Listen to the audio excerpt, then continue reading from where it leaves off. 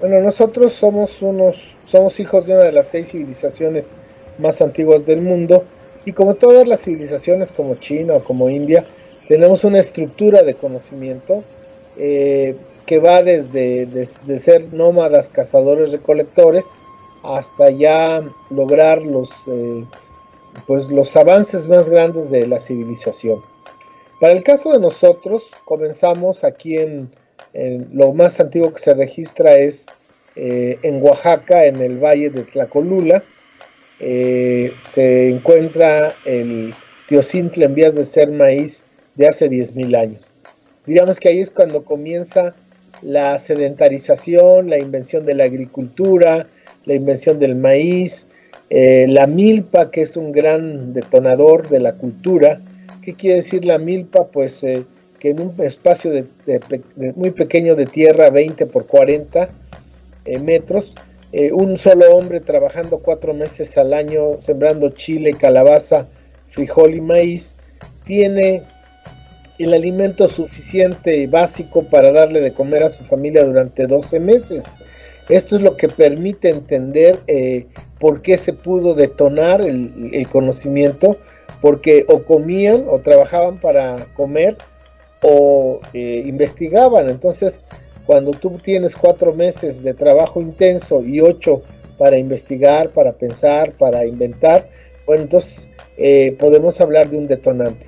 Ahora, este proceso que inició allá en las cuevas de Huilá, en el Valle de Tlacolula, hace 10.000 años, lo podemos entender como una pirámide de desarrollo humano tolteca, porque en el primer periodo, que conocemos como periodo preclásico formativo, que va desde esa época hasta el año 200 antes de Cristo, se van a dar las primeras 4 bases o los 4 escalones, las 4 dimensiones de esta pirámide.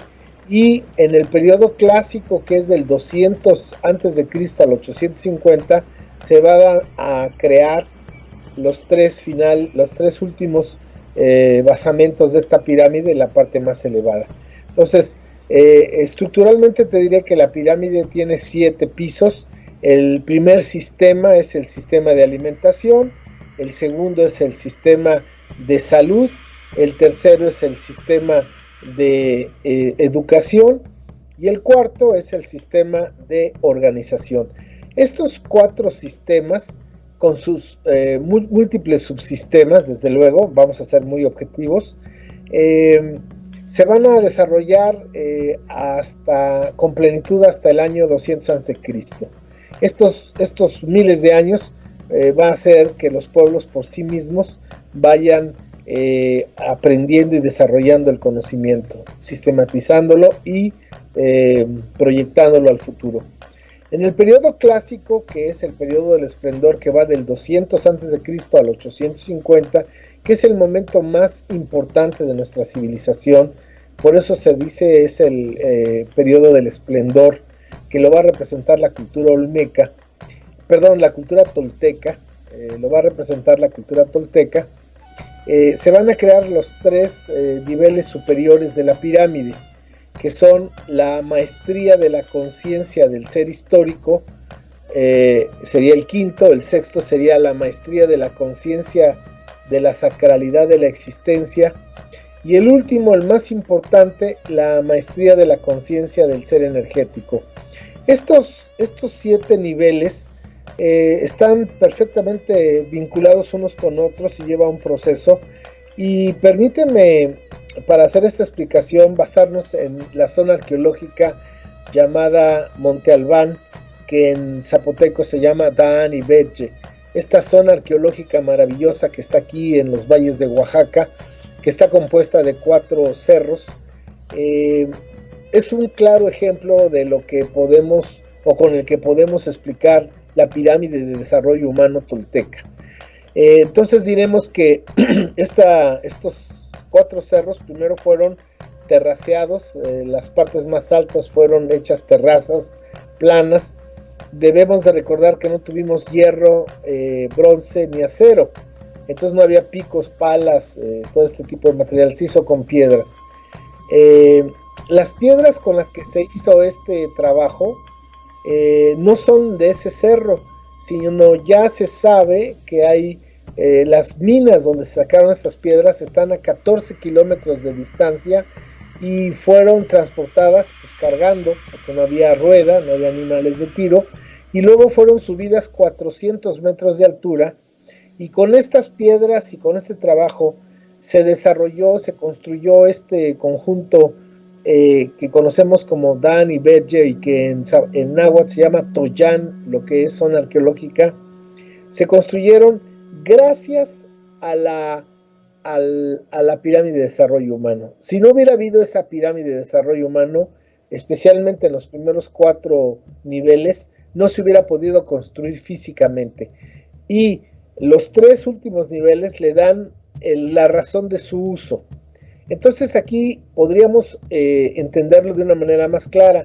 Los primeros 4 niveles de desarrollo de la pirámide, alimentación, salud, educación y organización, te van a servir para resolver los problemas de la vida material, los problemas de la existencia material.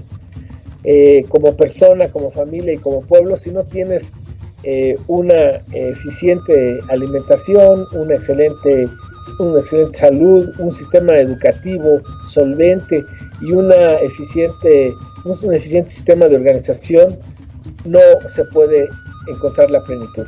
Entonces, para pensar en Monte Albán, en este Toyán, tenemos que pensar que desde el año, pues, miles de años atrás, antes de Cristo, cuando se inventó primero la agricultura, se van a dar conocimientos que van a permitir ya para la iniciación de la construcción de Monte Albán en el año 500 antes de Cristo.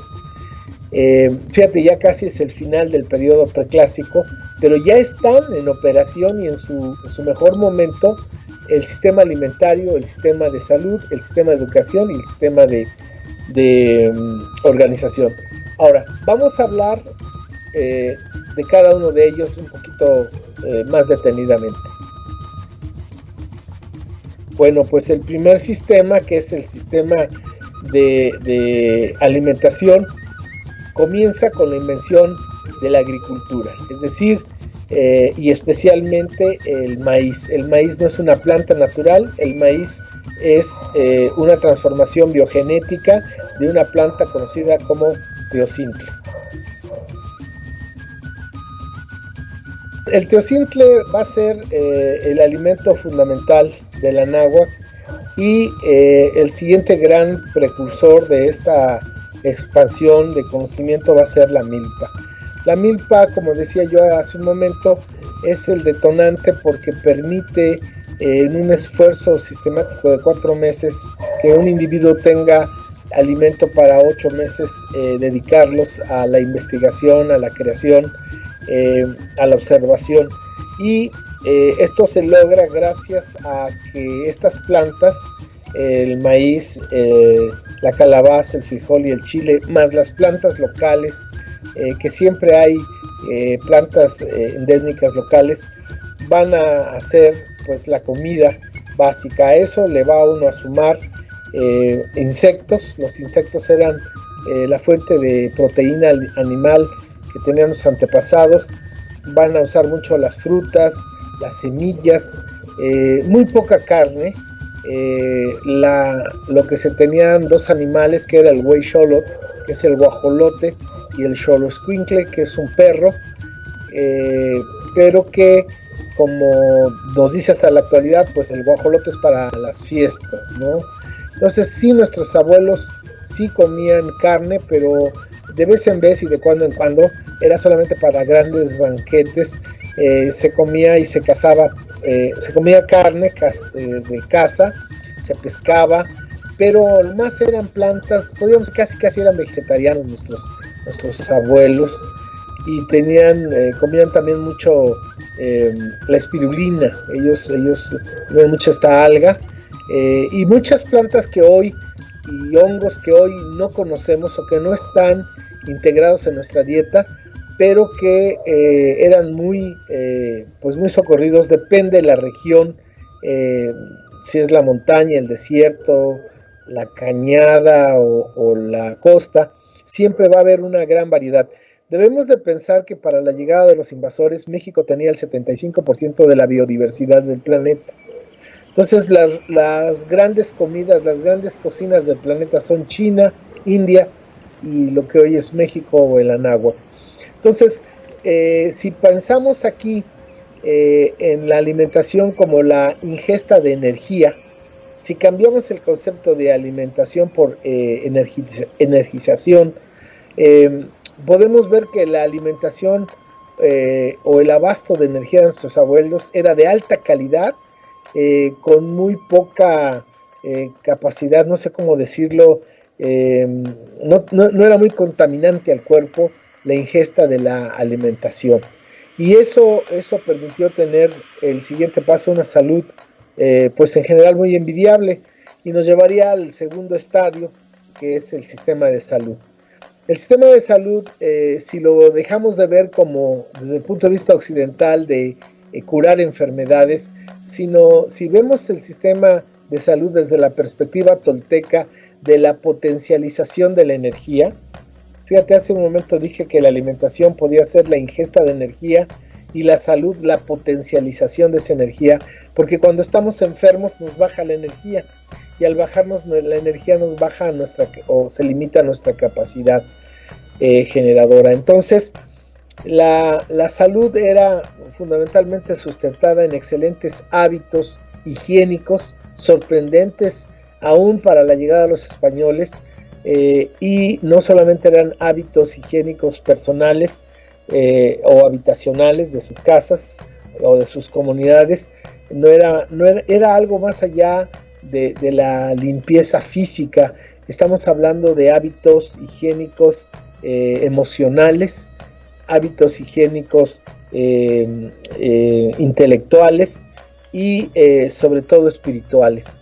Entonces, para nuestros abuelos, por ejemplo, en Huautla actualmente, las personas de conocimiento, los abuelitos dicen que las enfermedades son producto de cuestiones de desajustes energéticos, espirituales, y que la enfermedad es como un foco rojo para decirle al cuerpo que tiene un problema, o más bien el espíritu usa al cuerpo para indicarnos que hay un problema de carácter espiritual.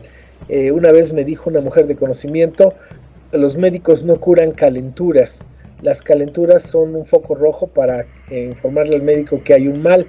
Dice, de la misma manera para nosotros las enfermedades son focos rojos del espíritu. El espíritu estaba mandando señales de que algo está mal, y entonces por eso en el sentido del uso de los hongos alucinógenos se consumen para ver cuál es el daño que tiene el espíritu.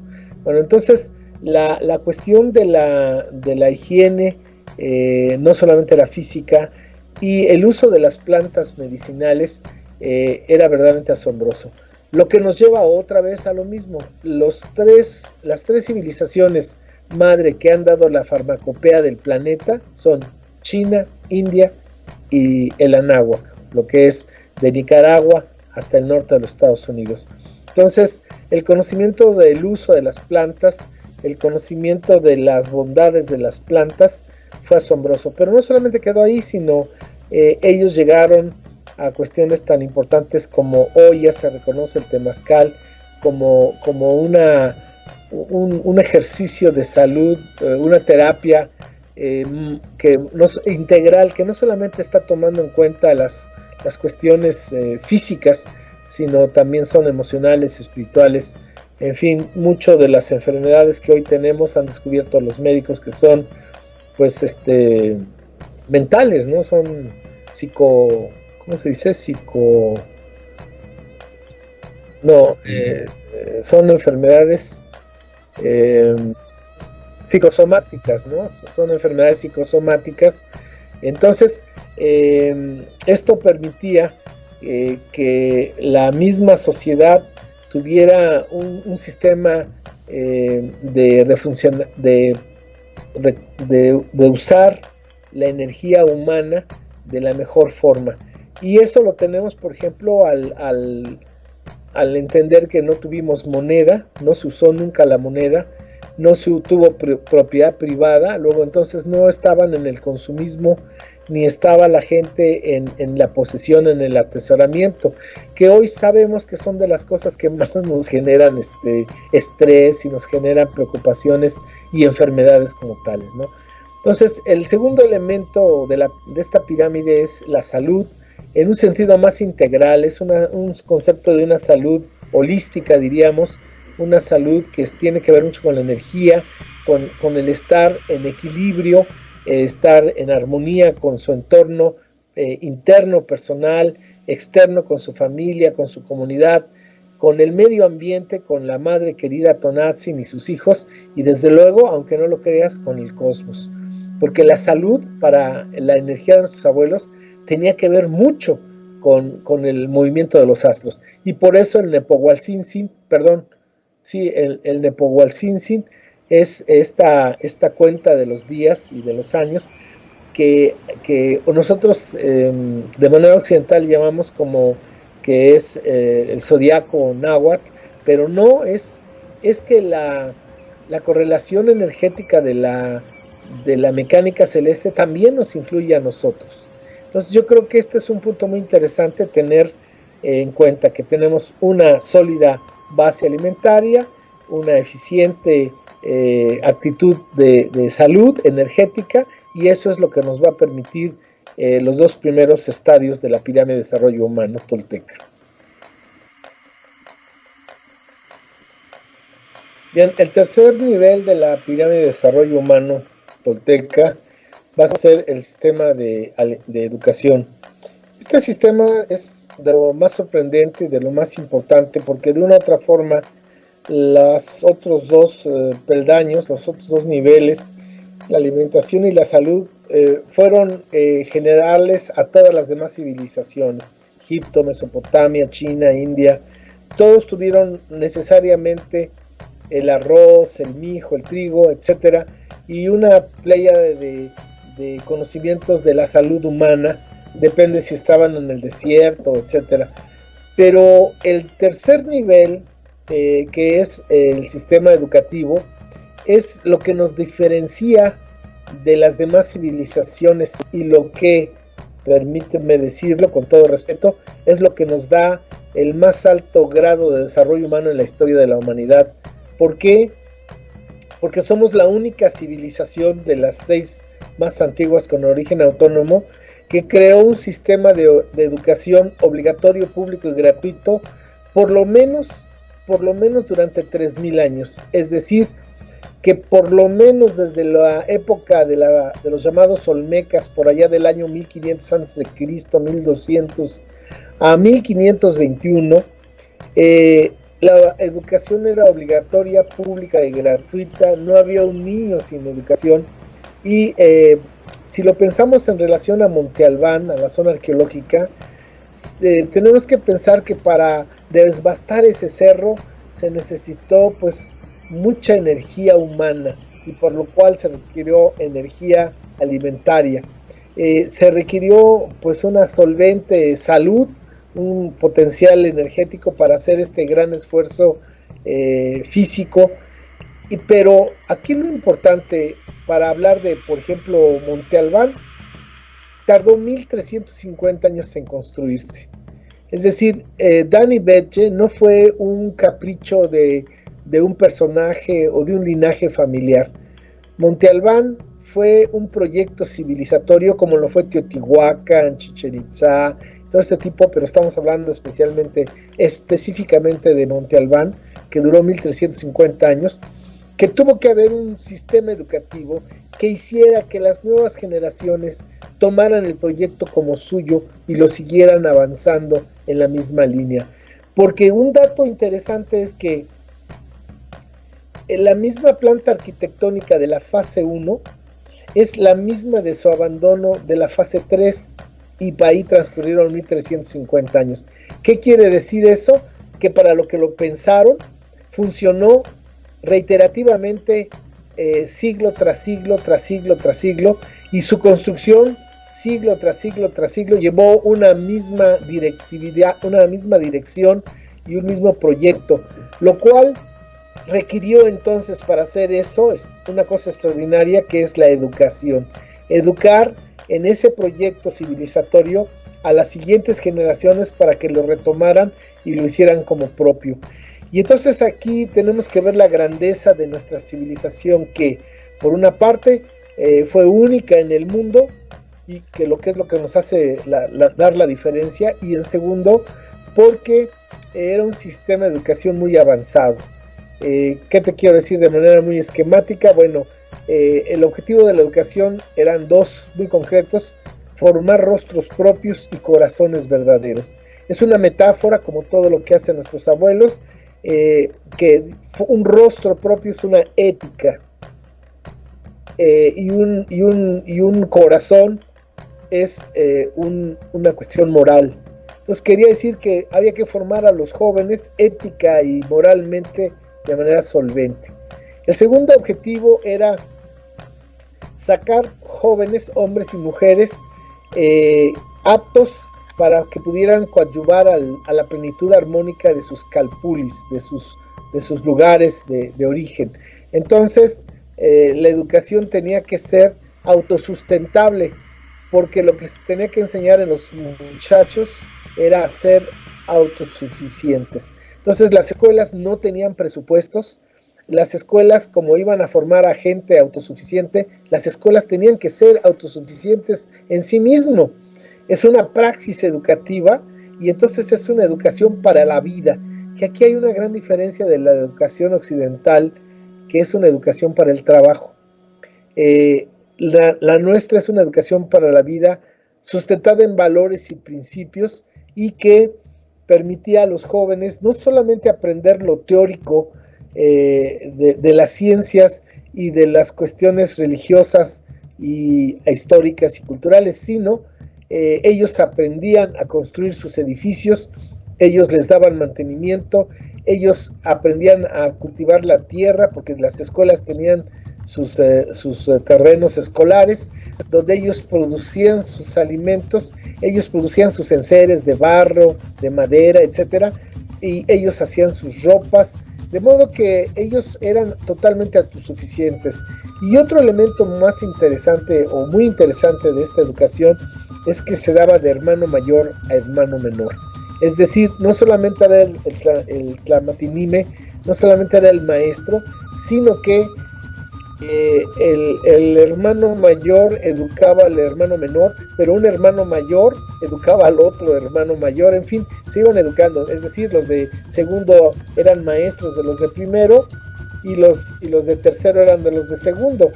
De modo que esto hacía que los estudiantes al mismo tiempo fueran maestros y fueran estudiantes. Y esto le da otro sentido a la educación. Entonces teníamos 3 niveles educativos básicos. El que le llamaban el Telposhkali, la casa de los jóvenes, y el para las muchachas, que era un internado, era el Ilposhkali. Y esta escuela era como de primaria, de los 7 años hasta el bachillerato, hasta los 15, 18 años. Era un tiempo en el que se iban formando en esta escuela, que era un internado de varones y un internado de mujeres, que estaban ubicados. El de hombres siempre estaba ubicado en la parte oriente de la ciudad y las mujeres en la parte poniente. Ahí vivían, en ese internado la educación era muy rigurosa, y se veían en las tardes en otra institución llamada Cuicacali, la Casa del Canto, que era una institución, hoy llamaríamos de educación artística, donde se creaban las parejas, donde se echaban ojitos pajaritos, porque si bien eran escuelas, internados de hombres y mujeres, sí en las tardes coincidían, se hacían las amistades y luego los noviazgos, y de ahí partían para casarse. Por eso dicen los libros que salían para casarse del Telposhkali. Pero sí,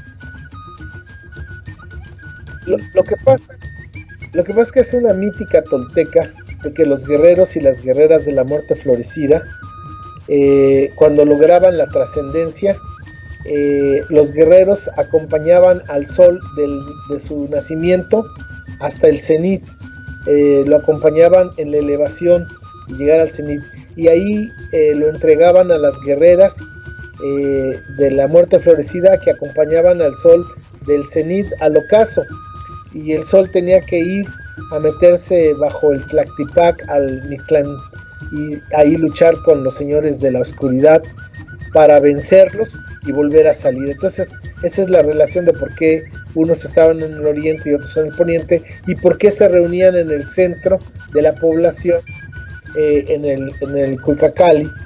Y entonces así pues vivían pues de los 7 a los 18, 20 años, 15, 18, 20 años.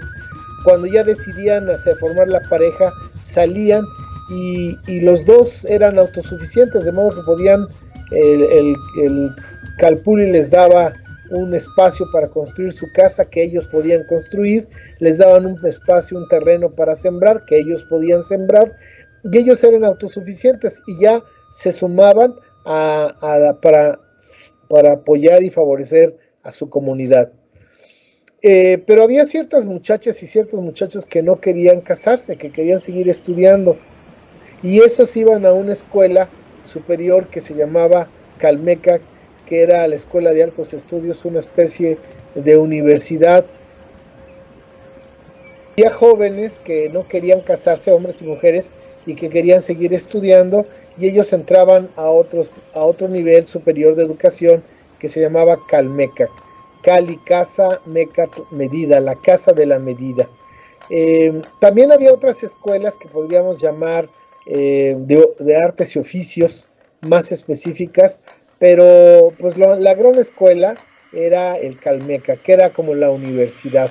En esta escuela se preparaban a las muchachas y a los muchachos, ya era una escuela mixta, ya no eran separadas, pues ya no estaban separados los muchachos, y ahí se preparaban como sacerdotes, como maestros y como dirigentes, también como administradores.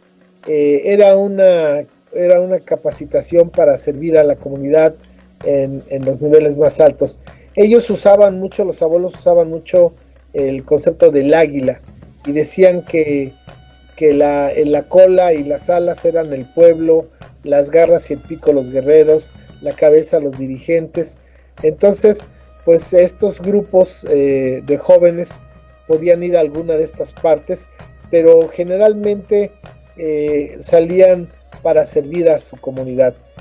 Había una pequeñísima, pero ya muy pequeñísima cantidad de jóvenes, hombres y mujeres, que no querían reincorporarse a la comunidad en estas cosas de servicio, como maestros, sacerdotes o dirigentes, administradores.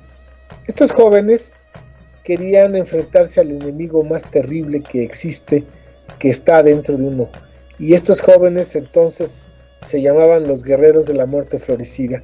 Y ellos pasaban a estos lugares que hoy llamamos zonas arqueológicas, que su nombre correcto es Toyán, que eran como, pues si decimos que el Calmecac era la universidad, pues estos eran centros de investigación, por decirlo, donde se iban a doctorar, hoy diríamos doctorados o postdoctorados, en los que ellos iban a tratar de convertirse de guerreros a toltecas. Era un camino muy largo que casi terminaba pues al final de la vida, porque era toda una enseñanza muy rigurosa, donde les exigían un gran esfuerzo físico, una disciplina increíble para lograr el máximo logro de la cultura tolteca. Monte Albán era un lugar de esos, porque en los valles pues estaba Saachila, por ejemplo, estaba Tlacolula, estaba Etla, como lugares habitacionales, pero y ahí estaban el Telpochcali, el Cuicacali y el Calmecac, pero ya el Toyán era la élite de jóvenes, ya hombres y mujeres, pues que estaban dispuestos a hacer esto, y por supuesto eran lugares pues muy especiales. Mira, no hay nada nuevo bajo el sol. Hoy tenemos, o tuvimos hasta hace 50 años en el Tíbet, lugares así. Los monasterios tibetanos pues, son exactamente lo que hacían nuestros viejos abuelos, nada más que en el Anáhuac pues era muy grande esta gran cantidad de lugares para encontrar la plenitud humana tolteca.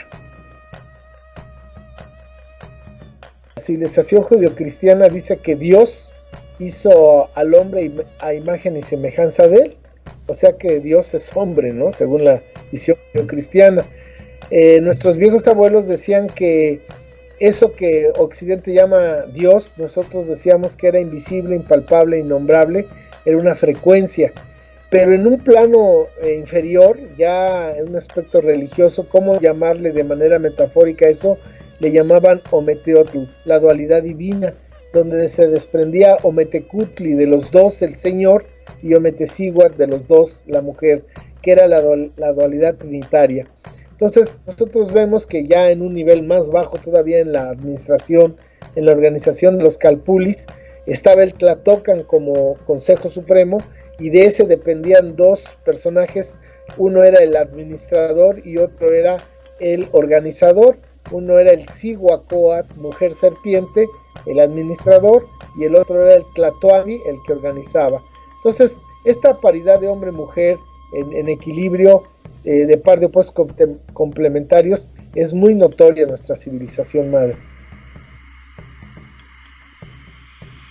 Pues es que mira, la organización es el cuarto nivel y de la pirámide. Y volviendo al ejemplo de Monte Albán, que tardaron 1350 años y que se comenzó a construir en el año 500 a.C., la densidad poblacional de los valles de lo que hoy es Oaxaca hace 1000, 2000 años era mínima. No había la cantidad de gente que hay hoy.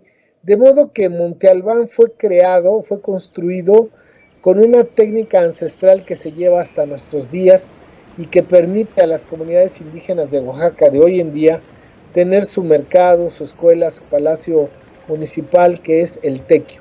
El tequio es el trabajo voluntario por la comunidad, es un trabajo sin remuneración que permite organizar a los ciudadanos en el bien común, en el camino, en la escuela, etcétera. Y entonces Monte Albán durante 1350 años fue hecho a partir de una organización que hoy llamaríamos de los pueblos indígenas de Oaxaca, que venían de diferentes rincones a trabajar esos 8 meses que tenían disponible, que traían su alimento, su abasto y daban su tequio, porque así se hacen los tequios actualmente, así se hacen los tequios en las comunidades. Entonces la organización comunitaria era fundamental y tenemos la democracia más antigua del planeta. Eso es algo muy interesante, Carlos, que poca gente sabe. La democracia moderna, representativa, nació en Estados Unidos en 1779 y la democracia nuestra tiene miles de años. Es una democracia donde la autoridad manda obedeciendo y donde se resuelven los problemas de la comunidad en la asamblea, donde todo el mundo participa, donde todo el mundo llega a un consenso y se toman decisiones comunitarias que la autoridad obedece y hace que se realice. Por eso dicen, manda obedeciendo. ¿A quién? A la asamblea. Entonces, bueno, el concepto de organización, hoy en los pueblos indígenas existe eso. En Oaxaca, de los 570 municipios, en 417 se sigue bajo usos y costumbres. Bueno, yo creo que los 4 sistemas conforman nuestra realidad que no queremos ver. Si tú lo percibes, la alimentación básica de los hijos de la CONASUPO, es decir, el pueblo, los macehuales, sigue siendo los frijoles, las tortillas, los nopales, los quelites. Ahí está las tortillas, las tostadas. Claro que nos hemos apropiado de mucha alimentación especialmente lácteos y carnes que se han pues incorporado a este mestizaje alimenticio, que a veces más positivo es negativo, ¿no? Porque nos vienen los colesteroles, los triglicéridos, los ácidos, etcétera. Pero de alguna manera esta comida que llamamos hoy mexicana subyace la esencia de la cultura de los viejos, la comida de los viejos abuelos. Y yo creo que estarán de acuerdo conmigo las personas que han vivido por lo menos un año fuera de México. Vende uno su espíritu por un plato de frijoles con tortillas y una salsa, ¿no? Eso nos llama en nuestro cuerpo, esa necesidad primaria, básica, tectónica, ¿no? De que nos sale de adentro por la alimentación. La salud, bueno, mira, yo tengo 66 años y soy de Coyoacán, pero por allá en la Ciudad de México, pero por allá de los años 60, mi mamá todavía en Coyoacán nos curaba con toda esta medicina. Hoy le llaman pomposamente herbolaria, pero en aquella época hasta brujería le llamaban, ¿no? Pero ahí está y sigue permaneciendo. Yo creo que si el pueblo de México no se ha muerto de enfermedad, no ha sido por el Seguro Social, el ISSSTE o Salubridad o los laboratorios transnacionales, ha sido por esa sabiduría ancestral que está ahí viva, ¿no? Y bueno, ¿qué decir de la educación? Mira, a veces confundimos la educación con la instrucción. La educación es la transmisión de valores y principios que forman a un individuo, y la instrucción es la transmisión de conocimientos que te permiten ser experto o prepararte para un área de trabajo determinada.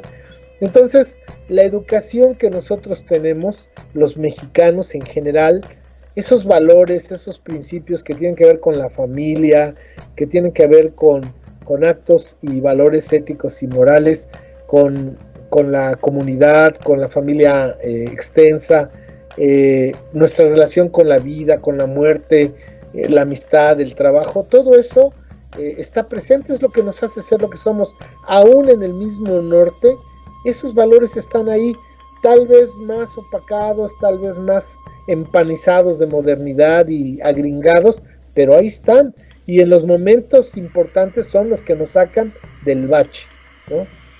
Y luego el sistema de organización, voy a decir algo que va a estremecer a las buenas conciencias, pero pues desde un punto de vista filosófico, histórico, cultural, puede ser un ejemplo interesante.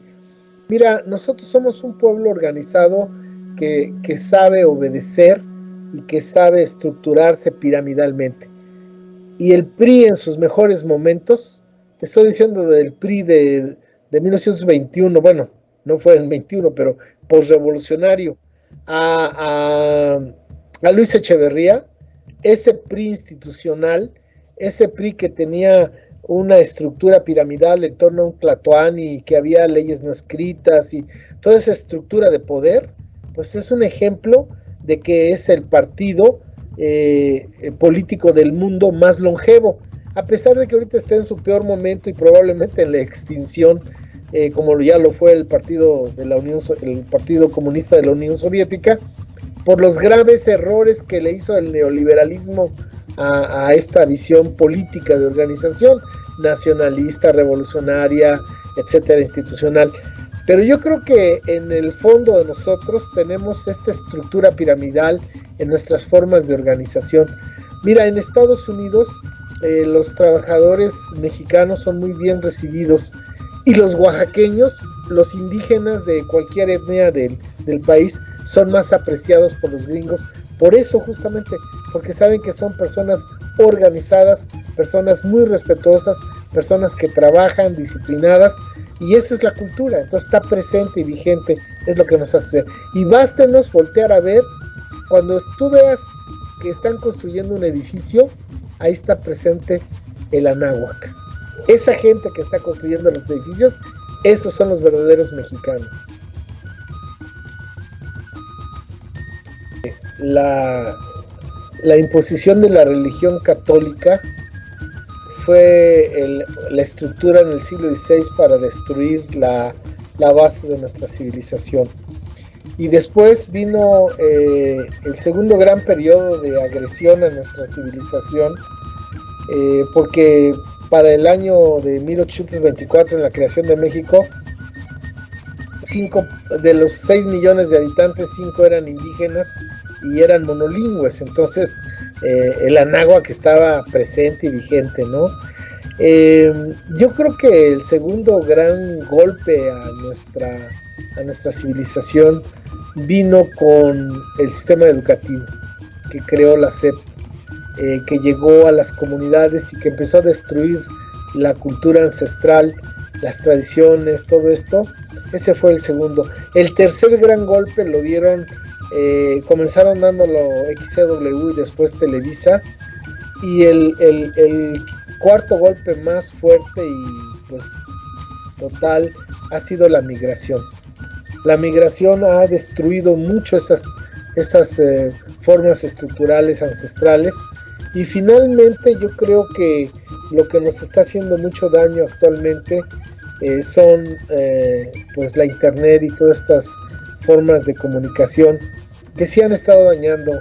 Por una parte han fortalecido, pero por otra parte, como todo es ambivalente, han hecho bastante daño. Pero yo creo que insisto, la religión, la educación de la SEP, la migración, la cuestión del consumismo, nos ha hecho mucho daño, ¿no? Este concepto de modernidad que ha asumido la gente para dejar de ser indígena, pasar a ser moderna, progresista, para tener en vez de ser, nos ha hecho mucho daño. No solamente entre los pueblos indígenas, sino en nosotros los mestizos.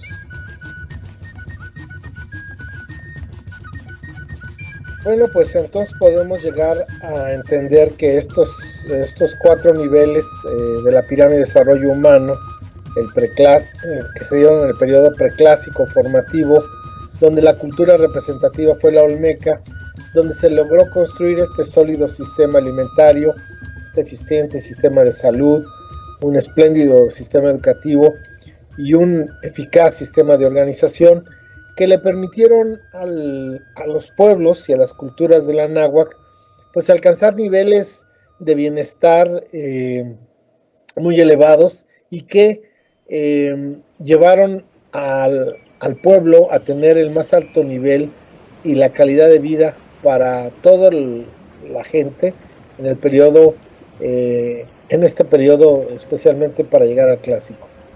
¿Cómo podemos decir esto? ¿Cómo nos atrevemos a decir esto? Bueno, hay formas de intuirlo y de deducirlo. Todas las civilizaciones, Egipto, Mesopotamia, China, India y la zona andina, todas sin ponerse de acuerdo construyeron pirámides. ¿Por qué? Esa es una pregunta muy interesante que nos habríamos de formular de manera respetuosa, sin despreciar el pasado y entendiendo que a lo mejor el pasado era más adelantado que el presente. Pero vamos, sin entrar en eso, todas las civilizaciones construyeron pirámides. Hasta ahorita no sabemos para qué construyeron esas pirámides, o no se quiere informar para qué se construyeron esas pirámides. Lo cierto es que la civilización que tiene el segundo lugar en pirámides construidas es Egipto. Hasta la fecha hay 110 pirámides descubiertas en Egipto. En primer lugar estamos nosotros, y recuerden que el anáhuac era de Nicaragua hasta el norte de Estados Unidos, sur de Canadá, pero solamente en México el INAH, el Instituto Nacional de Antropología e Historia, tiene abierto al público 191 zonas arqueológicas, y en cada zona arqueológica hay más de una pirámide. Luego entonces somos la civilización que construyó más pirámides en la historia de la humanidad. ¿Y cómo pudo haber sido esto? Es ahí algo que tenemos que reflexionar, pues que si no hubiera habido alimentación, salud, educación y organización, no se hubiera podido realizar físicamente esta magna obra constructiva que nos revela el alto nivel de desarrollo humano, porque no eran ni fortalezas, ni ciudades, ni palacios, eran centros de conocimiento. Entonces empezamos a ver el verdadero rostro de nuestra civilización. Y ahora el segundo periodo, que es el periodo clásico del esplendor, es donde se van a construir los 3 peldaños finales o la cúspide de esa pirámide, que como dije al principio, la primera parte, los 4 primeros niveles son para asegurar pues la vida material, el desarrollo de la plenitud material, pero los siguientes 3 niveles van a permitirnos la trascendencia de la existencia en un plano superior. Es decir, una persona o un pueblo cuando llega a un estadio de madurez, de conciencia existencial, ya no se preocupa tanto por el tener, sino por el ser, por el trascender su existencia. Y en ese sentido nosotros llegamos a construir estos 3 niveles finales de nuestra pirámide, que son, como te dije al principio, el 5.º nivel es la maestría de la conciencia del ser histórico. ¿Qué quiero decir con la maestría de la conciencia del ser histórico? Tener conciencia plena de dónde venimos y quiénes somos. Cuando una persona, una familia y un pueblo conoce sus antepasados, no solamente de nombres, sino cuando conoce el devenir, cuando conoce cómo es que se desarrolló todo este potencial y cómo es que todo lo que hoy tiene es producto de un gran esfuerzo, no de una sola persona o de una sola familia, es un conjunto de personas, de familias que a lo largo de siglos te permiten ser quien eres. Y eso, cuando uno tiene una conciencia como persona, como familia, como pueblo, de ese conocimiento te da lo siguiente. Primero, te empodera, te da mucha fuerza interna, te permite saber quién eres, conoces tu rostro, sabes tus potencialidades, pero también te da un gran honor pertenecer a esta pléyada de personas y personajes que hicieron posible tu estancia aquí, y al mismo tiempo te da una gran responsabilidad de qué vas a dejar a los que mañana van a preguntar por ti. Y esto se resume en una gran dignidad y un gran honor.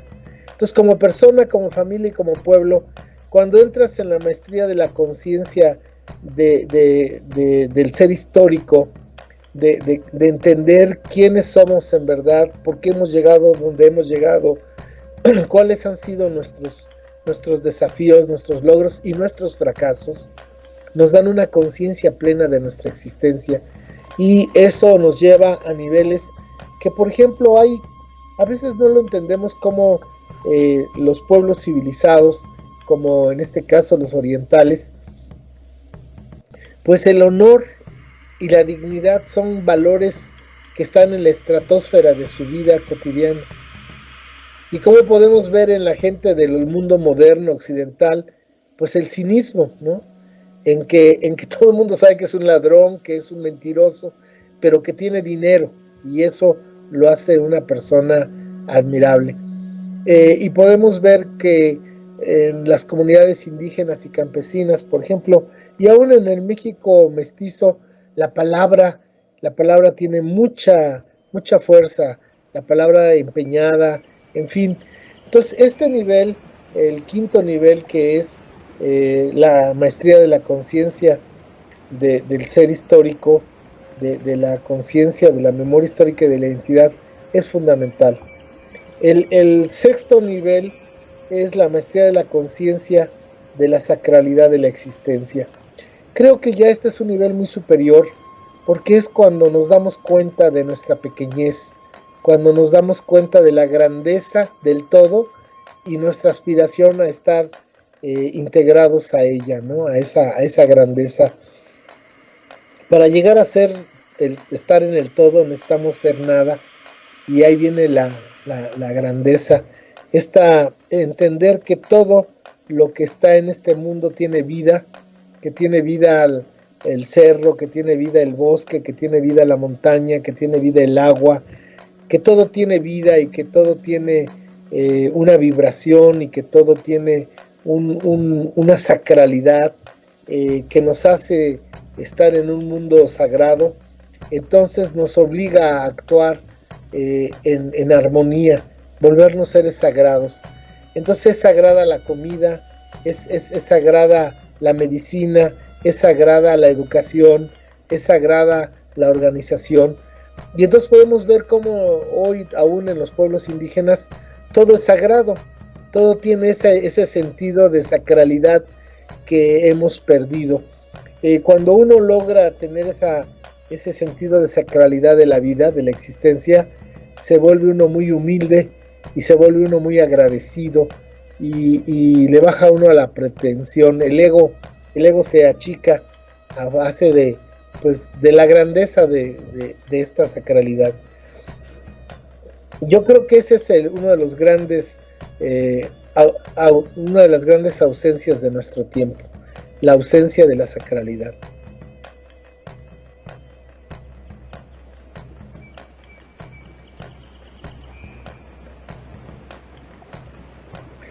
Bien, pues llegamos al último peldaño de la pirámide de desarrollo humano tolteca, que finalmente hay una similitud entre otras civilizaciones, como pues todas, ¿no?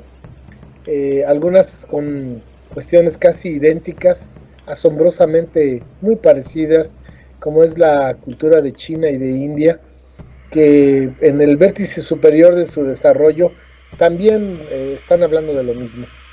El gran logro de los toltecas, los creadores de la Toltecayot y su trabajo que hacían en los toyanes, como se llaman lo que hoy ya conocemos como zonas arqueológicas, era que ellos descubrieron a lo largo de miles de años de observación que existen unas pequeñísimas pues no sé, unos filamentos muy pequeños de energía que tienen conciencia de ser y que tienen una voluntad de organización, que se organizan una cantidad increíble de estas pequeñísimas, es increíble pensar su tamaño, y que se organizan para formar un protón, un electrón, un átomo, y que ese átomo se organiza para unirse a otro y formar con otros átomos una molécula, y así se va creando una organización que está sustentada en la vibración. Esto es algo muy interesante, por eso los viejos abuelos tienen un concepto en náhuatl que es Olin Yolitzin, que es vida y movimiento, o movimiento es vida, ¿no? Entonces el universo está constituido de vibraciones, y estas vibraciones tienen frecuencias, y esto se va organizando de tal forma que se construyen toroides energéticos, como la Tierra es un toroide, como un ser humano es un toroide, un árbol es un toroide, todos se van conformando a partir de estos fractales, estos toroides como fractales, y se va creando el mundo, el universo, esto que nos rodea, y nosotros mismos somos esas pequeñitas filamentos en vibración organizados. Ellos se dieron cuenta que el ser humano está creado de estos filamentos y que es un toroide, y se dieron cuenta que pueden llegar a tener conciencia de ese cuerpo energético. Es decir, nosotros estamos constituidos, según los toltecas, por decirlo de alguna manera más coloquial, como de dos cuerpos, un cuerpo físico y un cuerpo energético. El cuerpo físico lo podríamos asociar a lo que los toltecas llamaron tonali, y el cuerpo energético a lo que ellos llamaron nahuali o nahual. Entonces ellos se dieron cuenta que un ser humano tarda mucho tiempo en tener conciencia primero de sí mismo. Recuerden que los niños cuando nacen se sienten parte de la madre, y que poco a poco viene un proceso en que ellos van a tener conciencia de que son ellos, que son diferentes a la mamá, y poco a poco empiezan a desarrollar sus capacidades psicomotrices, y van a crecer y van a desarrollar ese cuerpo, y que si nos fuéramos a un nivel muy elevado, pues hasta llegar a ser un corredor de 100 metros, ¿no? Olímpico, que ha desarrollado el potencial de su cuerpo físico al máximo, con un esfuerzo y un sistema increíble. Bueno, los toltecas dicen que también existe un cuerpo energético que está a más o menos nos envuelve a la altura de nuestros brazos extendidos y que es un toroide. Que no tengamos conciencia o que generalmente no lo percibamos, no quiere decir que no exista. Ahí está. Y esta práctica tolteca en el séptimo nivel, que es el peldaño más elevado, es llegar a tener conciencia de ese ser energético, ese cuerpo energético, poderlo usar y manipular como usamos el cuerpo humano a su mayor expresión, que es en un momento dado convertirse en energía. En total, todo el cuerpo se convierte en energía. Y entonces el examen final de los toltecas en los toyanes era saltar a un vacío. Me parece algo increíble saltar un vacío y en la caída convertir su cuerpo físico todo en un cuerpo energético y reconstituirse, regresarse a la altura y reconstituirse y bajar y subir como una bola de fuego en estos sitios. Y bueno, esta capacidad de transformar el cuerpo físico en un cuerpo energético y transformarlo luego en otra cosa, pues hoy nos llega hasta nuestros días el concepto de estas personas que les llamamos nahuales, que tienen la capacidad de convertirse en un perro, en un animal. No conocen la parte, vamos a decir, sublime de este conocimiento, de esta sabiduría, pero sí conocen lo básico y sí lo logran hacer, aunque pues sus resultados de hacerlo son inocuos, pero sí se sabe que en ciertos lugares del país, lugares apartados, en ciertas épocas del año, se ven bolas de fuego que suben y bajan en las montañas, que les llama a la gente las brujas. Entonces, este séptimo nivel está vigente, está presente. Yo nunca uso el concepto de tolteca y toltecayot, nunca lo uso como algo pasado. La toltecayot y los toltecas están vivos, presentes y vigentes. Que no los veamos es otra cosa, pero que ellos mantienen este conocimiento hasta nuestros días es parte de nuestra maravillosa cultura, nuestra maravillosa civilización, que sigue manteniendo lo esencial de manera impecable y que sigue ahí, aunque nosotros no nos demos cuenta.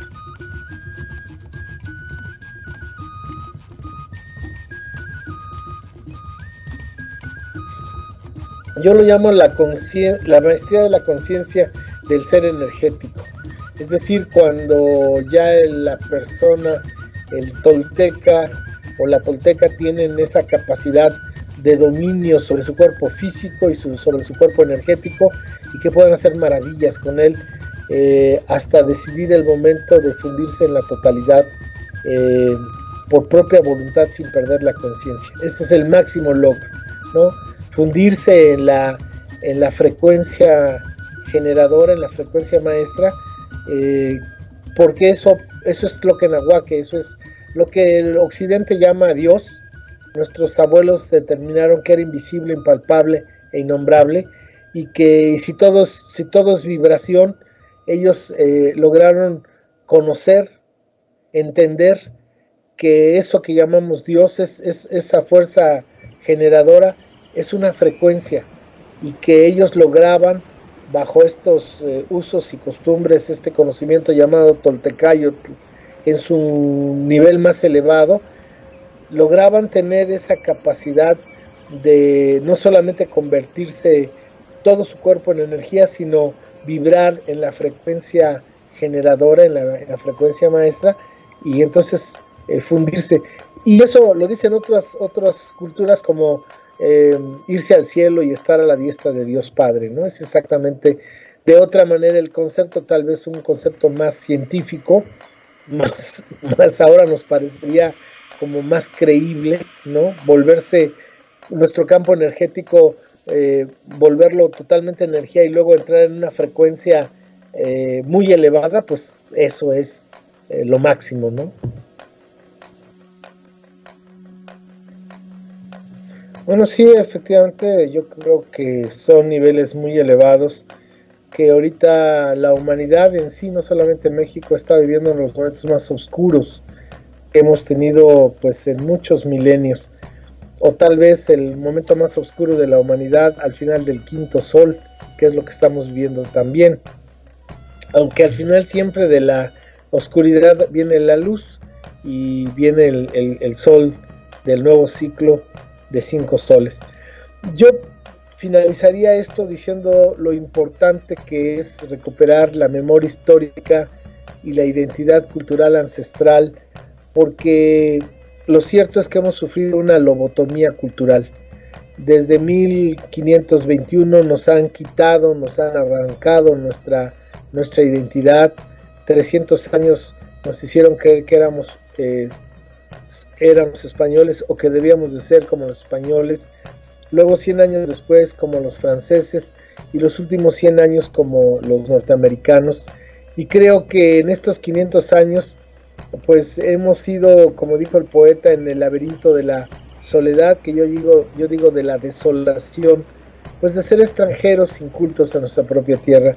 Creo que el conocer nuestra historia nos da fuerza, nos da identidad, nos da honor y dignidad, que es lo que necesitamos en estos tiempos. Yo creo que aquí lo que necesitamos es hacer arqueología del espíritu y buscar de una forma descolonizada, dejar de pensar como Hernán Cortés y empezar a reconstruir nuestro pasado desde otra perspectiva, porque eso nos ayudará mucho a entender quiénes somos y en estos caóticos tiempos por dónde podemos transitar.